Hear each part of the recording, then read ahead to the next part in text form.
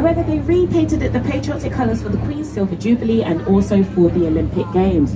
The two towers on the bridge was originally a walkway for when the basculaires were open and closed, but at 5 stories high across and 5 stories back down again, people realised that it was quicker to wait for the basculaires to open and close. So the towers actually became a hive of criminal activities.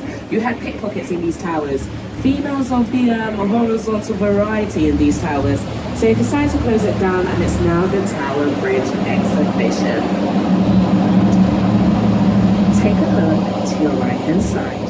We have got the Tower of London. The oldest part is the central part over there, dates back to 1066 and William the Conqueror. We've also got the Bloody Tower, but unfortunately you can't see the bloody towers because of the bloody trees. That's actually its technical terms. So remember earlier on I told you that famous people such as William Wallace and Guy Fawkes will step foot into the waterman's boat, travel all the way down to the Tower of London. Can we all see where it says entry to the Traitors' Gate? This was London's first one-way street, as you go in there on that waterman's boat and never be seen again, as you'll be executed for your crimes. We've lost 3 queens over our time going through the entry to the Traitors' Gate. And if you can tell me which 3 queens lost their lives, I will give you a high five. I know it wasn't Mary Queen of Scots, so that's a tip. The Tower of London has been many functions over the years. It's been a royal mint, a royal zoo, and for free entry to the zoo, all you needed to do was bring your cat or dog along to feed to the lions. That's a true story, it's disgusting. And obviously it's been most famous as a place of execution. We no longer execute people down at the Tower of London. It now houses our crown jewels. And if you ask the beef eaters nicely, they will show you round free of charge. So as a fellow tour guide, I do advise that you tip them for their service. Anyway, take a look to your left-hand side. We have got the tallest building in Western Europe, standing at 310 meters tall as aviation laws will allow. It's the Shard. Opened in the year 2012, it was designed by a man named Renzo Piano, and he designed it to look like 3 shards of glass. So before you ask, yes, the building is complete. We have various things in the Shard. We've got viewing platforms, restaurants, hotels, a 6-star hotel, the Shangri-La Hotel, offices, a few shops, and guess what, ladies and gentlemen, we have got 10 apartments for sale right now. So a 7-bedroom apartment, bearing in mind you definitely cannot open your windows and you definitely do not have a garden, will set you back £50 million. So if you can afford it, come and speak to me after. We could be best friends, and I can be very single, just let me know. But if you don't want to pay to get to the Shard, please take a look to your left hand side. We have this odd-shaped building, bigger at the top, thinner down at the bottom. This is the walkie-talkie. Official name is 20 Fenchurch Street. There's a sky garden at the top, absolutely free of charge to enter.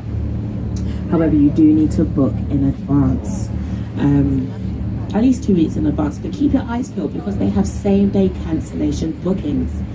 Fun fact about this building, when it was first built, it didn't have darker panels along the side. So sun rays were literally reflecting off of the windows and melting all of the cars and tarmac on the street. A man was very, very upset that his £100,000 Jaguar got melted. And to add insult to injury, someone even fried an egg on top. True story. As you could probably tell, we were speeding our way up. The Thames coming up.